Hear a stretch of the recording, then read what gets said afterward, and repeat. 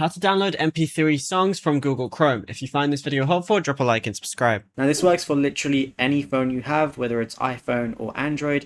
I'll be showing you how to do it on the iPhone, but it works the exact same way. What you're going to do is firstly open up your browser of choice. But obviously we're going to be using Google Chrome for this because that's in the title. Once it's open and you're on google.com, all you want to do is go ahead and find any website to download the music you want to do this with. It can literally be anything you want. For this example, I'll be using ncs.io, which once you type that in, you want to scroll down and you're going to see ncs.io, which is non-copyright sounds, which you can use in videos for completely free.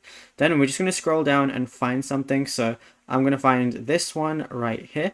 And then if I want to go ahead and download the track, all I got to press is download track right there.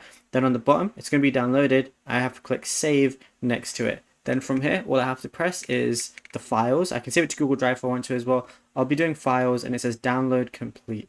Now, if I just press open in, I can press open in download. So I go ahead and press that and it has any music that I've downloaded right here.